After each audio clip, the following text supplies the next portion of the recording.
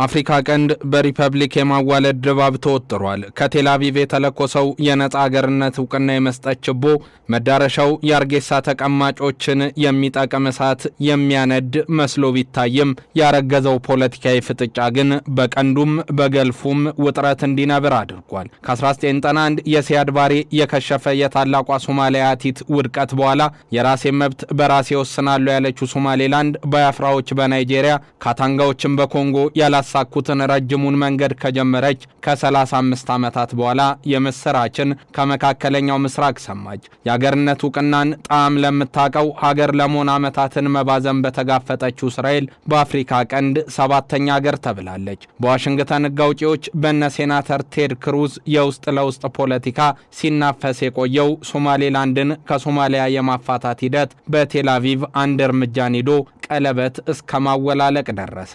ነውጥ ግብሩ መዋጋትን መገለጫው በሆነው የአፍሪካ ቀንድ ይህን አይነት ታላቅ የጂኦፖለቲካዊ ውቅር ወትሮም በቋፍ ላለው የዓለም ክፍል ላይ ጦስን ይዞ የሚመጣ መሆኑ የማያጠያይቅ ቢሆንም ሆኖ ታየ።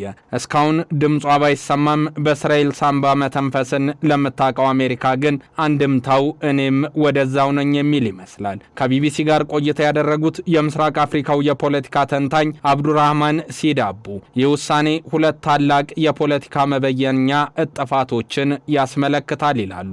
አንደኛው የዕውቅና የመስጠት ሂደቱ በር ከፋችነት መሆኑን በማንሳት ቀጣይ ሀገራት የእስራኤልን ፈለግ ለመከተል እድል እንደሚኖራቸው ከመገንዘብ ጋር ያስተሳስሩታል። ሌላኛው ደግሞ ፖለቲካዊና ኢኮኖሚያዊ ሰጥቶ የመቀበል ሂደቶች የሚታዩበት ነው ይላሉ።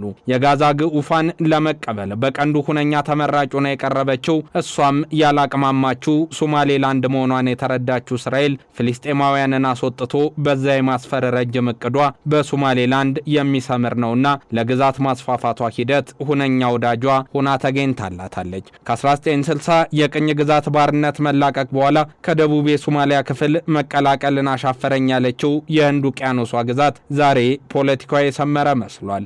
አሁን የቤንያሚን ኔታንያሁ ውሳኔ ከጸጥታው ምክር ቤት እስከ አረብ ሊግ ከግብጽ እስከ ቱርክ አቧራን ቢያስነሳም የቴል አቪቭና የአርጌሳ ፖለቲከኞች ግን እንኳን ደስ አለን መባባላቸውን ዛሬም የቀዘቀዘ አይመስልም።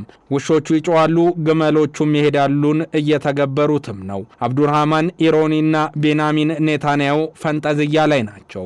ሌላኛው የፖለቲካ ተንታኝ ጉሌድ ዳፋቅ ታዲያ በሌላ መነጽር ነገሩን ሊመለከተው ወደደ። የህግና የፖለቲካ ተንታኙ ጉሌድ ሀገራት ከዚህ በኋላ ለዛች የራስ ገዝ ግዛት የሀገርነት ዕውቅናን የመስጠት ሂደታቸውን በደንብ እንደሚያጤኑበት ያነሳል። ሌላኛው ምንም እንኳን የመኖሩ ጉዳይ አጠያያቂ ቢሆንም የሶማሌላንድ ጥያቄ የሶማሊያን የሀገረ መንግስት ውቅር እስከ ወዲያኛው እንዲያከተም ያደርጓል የሚለው ነው። እንደ ፑንትላንድና ጁባላንድ ያሉ ግዛቶች ይህ የጎረቤት ግዛታቸውን ጥያቄ ተመልክተው በዛው መንገድ ሊነጉዱ ይችላሉ የሚለውም ስጋቶች እየታዩ ነው። ሌላኛው ምናልባትም በዚሁላ ፖለቲካ ውጥረት ውስጥ ሶማሌላንድን በመደገፍ ከአረቦቹ ጎን ትቆማለች ተብላ የምትጠበቀው ቻይና ናት። ዓመታትን የተሻገረ ቁስል የአንድ ግዛት አካልነትና የነጻ ሪፐብሊክነት ፍጭት ሀገር የመሆን ትልምና በአንድ በኩል የእምቢባይ ብሔርተኝነት ንትርክ ማሳያ የሆኑት ቻይናና ታይዋን ዛሬም ድረስ የአንድ ቻይና ፖሊሲ ትልም እክል ተደርጋ የምትወሰደው ታይዋን የራሴን ሀገር ለመመስረት የቻይናን ዕውቅና አልጠይቅም በሚለው ፖለቲካዊ አቋሟ መቀጠሏ ለቤጂንግ ተቀማጮች ስጋት ሆኗል። ሰሞነኛው ከቴል አቪቭ ወደ አርጌሳ የነፈሰው ነፋስም እኔን ሳይነካኝ የሚቀር አይመስልም ያለችው ቻይና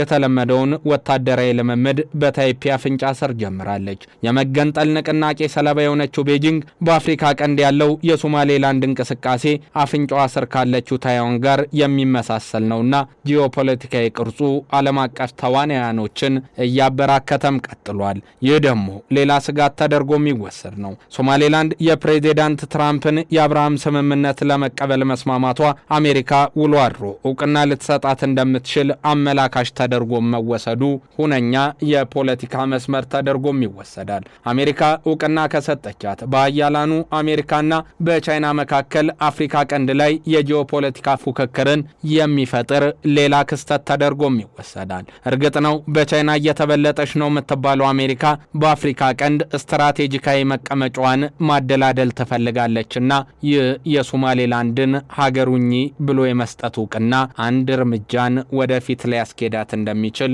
ብዙዎች ይስማማሉ። በተባበሩት መንግስታት ድርጅት ጸጥታው ምክር ቤት ቋሚ መቀመጫና ድምጽን በድምጽ የመሻር መብት ያላት ቻይና ታዲያ በሶማሌላንድ የአገርነት ዕውቅና ላይ ያላት ተቃውሞ ጠንካራ ቢሆንም ጸጥታው ምክር ቤት ግን የአዲስ ሀገር ዕውቅናን ማጽደቅ አለበት የሚል ሐሳብ በተመድ ቻርተር ውስጥ የለም። የጸጥታው ምክር ቤት ስልጣን ለአዲስ ሀገር ህጋዊ ዕውቅና መስጠት ወይም መንሳት ሳይሆን ጠቅላላ ጉባኤው በሚያቀርብለት ውሳኔ ላይ ተመስርቶ አዲሲቱ ሀገር የድርጅቱ አባል እንድትሆን የመቀበልና ያለመቀበል ስልጣንንም የያዘ ነው። ነገሩ ከሯል። የአፍሪካ ቀንድ ቀድሞም በግብሩ የሚታወቀው በረሃብ በጦርነትና በግጭት ነውና እንደዚህ አይነት አባባሽ እርሾዎች ሲጨመሩበት ደግሞ የለየለት ነገር ውስጥ እንዳይከተው አስግቷል። የከሸፈው የታላቋ ሶማሊያ ትርክት ዛሬ ትናንሽ ግዛቶቿን በአገርነት አዋልዷል። የመጪው ሁነት በማይታወቅበት አፍሪካ ቀንድ በመንግስታት መካከል ያለው ፉክክርና ሌሎች የፖለቲካ ኃይሎች በቀጠናው የሚያደርጉት እንቅስቃሴ ታዲያ ተጽዕኖ አለው። ቀጠናው ፉክክር እየበዛበት መጥቷል። በጣም ወሳኝ የሚባል ለዓለም አቀፍ ንግድም ትልቅ ቦታ ያለው ነው። የሶማሊያ አንድነትም ሆነ መከፋፈል ታዲያ በቀጠና ውስጥ ትልቅ ለውጥ ሊያመጣ ይችላል የሚሉም በዝቷል። እርግጥ ነው የሶማሌላንድ የነጻ ሪፐብሊክነት ምኞት ግን መዳረሻው የሚናፍቅ ሆኗል።